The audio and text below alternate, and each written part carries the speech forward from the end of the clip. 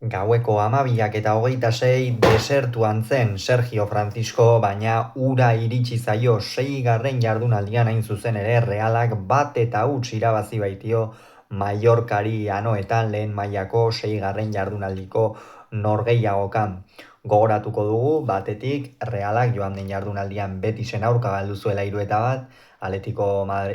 Mallorcak berriz bana berdindu zuen Sonmosen Atletico Madrilen aurka. Honen bestez, bi taldeak dinamika ezberdinetan iritsi dira, baina bi entrenatzaileak kinka larrian zeuden, eta Sergio Franciscok bere ohiko sistemari ez dio uko egin, jokalari batzuk aldatu ditu. Remiro izan da ATP-an, atzealdean lauko lerroan Aranburu jokatu eskuinaldetik, Sergio Gomezek ezkerraldetik, Txaletakar eta Igor Zubeldia izan dira atzealdearen erdialdean, Jon Gorrotxategi jokatu da euskarri moduan, Brais Mendez eta Soler barnekaldetik laguntzaile zituela, eta goian eskuinaldetik Kubo izan da, ezkerraldetik Barrenetxea, haze partida jokatu duen Ander Barrenetxeak benetan gaurkoan, eta goian kapitaina Mikel Oiartzabal. Mallorca berriz Iago Arrasatek 5-3-2 sistema ezarri du zelaian, Leo Roman izan da ATP-an, atzealdean eskuinaldetik Mafeo, ezkerraldetik Lato, hiru erdiko atzelari, ezkerraldetik Balient, erdian Raillo kapitaina eta David López eskuinaldetik, Omar Mascarelek jokatu du euskarri moduan, Pablo Torre eta Antonio Sánchez laguntzaile zituela, eta goian Mateo Josef eta Vedat Muriki izan dira. Beno, partida hasieratik ikusten zen Reala puntu premian zela, etxean jokatzen zuen, egia da Tebasen ordutegi hauek ikusita eta bederatziterdiak noski ez dela ordurik logikoena, behar bada, baina hala ere, agertu da jendea, 22.000 persona sartu dira guztira gaur anoetan, eta, behintzat Realak azkenerako poz bat eman al izan die, ez da, azken finean denboraldi hasiera oso kaskarra izan da arlo guztietan, bai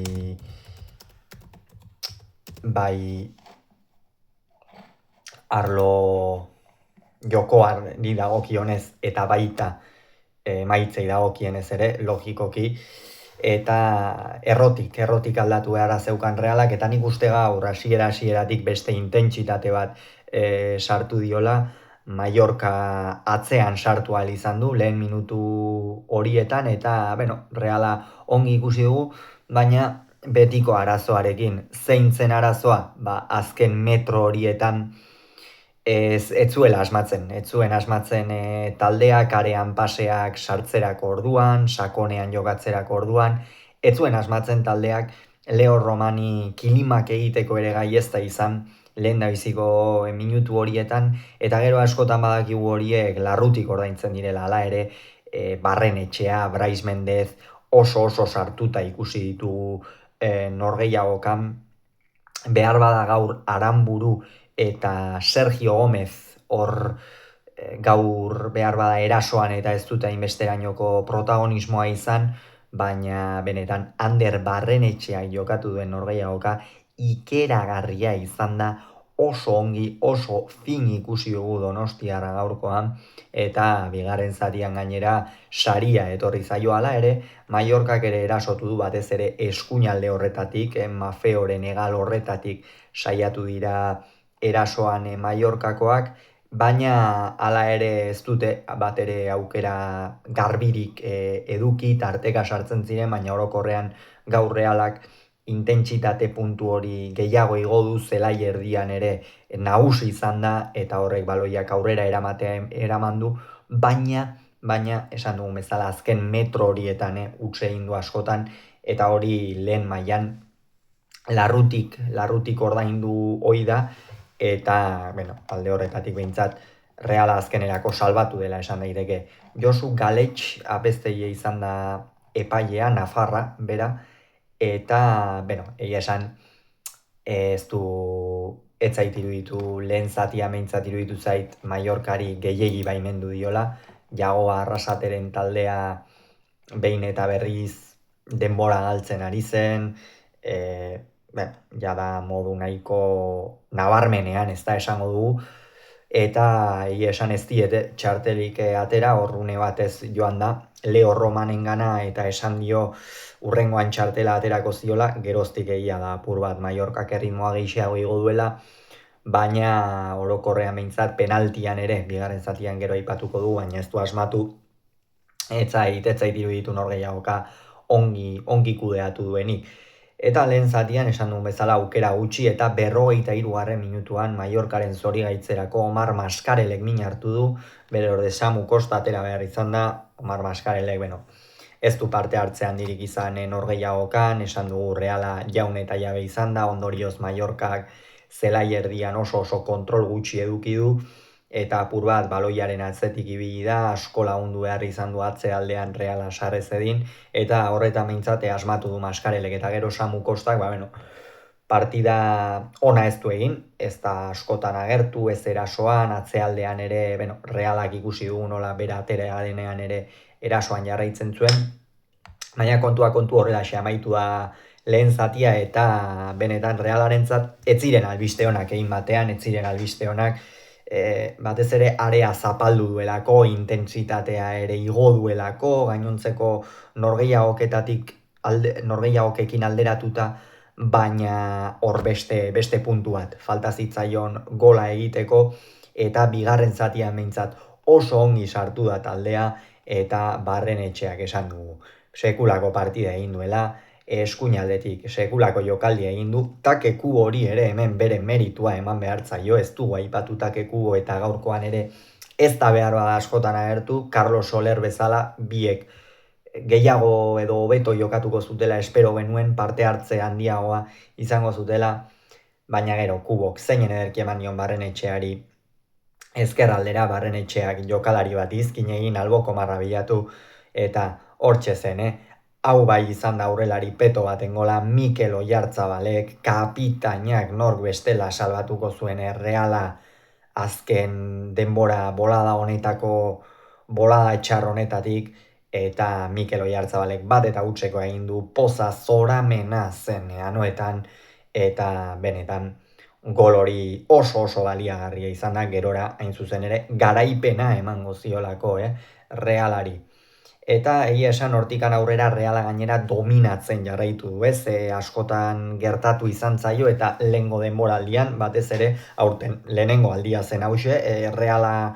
aurreti jarri dena, baina joan den denboraldian horri ikusi genuen askotan Realak golba sartu, eta gero aurkariaek erreakzionatzeko erraztasun handiegia zutela. Oraingoan gaurkoan berriz guztiz kontrakoa izan da, Realak jokoaren ekimena edukitzen jarraitu nahi izan du, Oyarzabal goian presioan, Barrenetxea ere, Barrenetxea saiatzen zen hala ere, ezkerralde horretatik izkin egin eta jokaldiak ateratzen eta jokalariak arean batzen, eta beste aldetik Gorrotxategiren partida ere noski aipatu behar da. Beste puntu bat gorago ikusi dugu, gaurkoan Gorrotxategi ez du partida perfektua egin, nik esan nuke gaur partida perfektua ez duela inork egin, onena bai Barrenetxea izan dela, baina oro Realari beste gauza bat falta zaio, esan duguna azken metro horietan eta abar, gauzak zuzendu beharra dauzka, eta batez ere baloi geldietan. Eta nik uste hor arazo bat baduela Realak. Aldaratzean Aranburu jartzen da, eta gaur izan ditu pare bat 3 korner, non berak aldaratzean errematatu dituen, eta denak zeruetara bidali ditu. Nik uste hor Realean bai Sergio Franciscok eta baita orain ez zait itzena etorriko, baina baloi geldietarako fitxatu berri duten beste tekniko honek aztertu behar dutela aldaratzean beste jokalari bai hartzea. Jaurtik eta hobea duena behar bada, izan daiteke Gorrotxategi, izan daiteke Soler, ez dakit, hauetako bat jarritan ikuste askoz ere eraginkorragoa litzatekela, batez ere gaur Aranbururi, hiruzpalau erori zaizkiolako, baina denak zeruetara, ia Madrid hiribideko etxeren batera ere sartu dira baloi horiek, eta hori zuzendu beharreko beste gauza bada. 72. minutuan aldaketa bikoitza egin du Mallorca, David López eta Antonio Sánchez kendu ditu, Antonio Sánchezek lehen zatian txartela ikusi du hor Braisekin eduki duen ikamika baten ostean, eta Domenech eta Sergi Darder atera ditu. Sergi Darder normalean titular izan ohi den jokalaria da, baina noski aste honetan 3 partida izango dituzte bai Mallorcak eta bai Realak, eta entrenatzaileek ere jokalarien kargak kudeatu beharra daukate, eta kasu honetan Sergi Darder bigarren zatian atera du, bai David Lópezek eta bai Antonio Sánchezek ez dute aparteko partidarik egin. Esango nuke David Lópezi gainera oso erraz sartu zaizkiola Realeko jokalariak Barrenetxearen alde horretatik, eta Antonio Sánchezek txartela zain, zelaierdian ez du bat ere kontrolik eduki lehen zatian Mallorcak, eta bigarren zatian Antonio Sánchez atera denean ere zala ere. Sergi Darder irten denean esango nuke Mallorcak beste txispa bat erakutsi duela. Hor Domenek ere zelaierdiko jokalaria da, hor normalean, aurrelaria da Domenek berez, baina hala ere,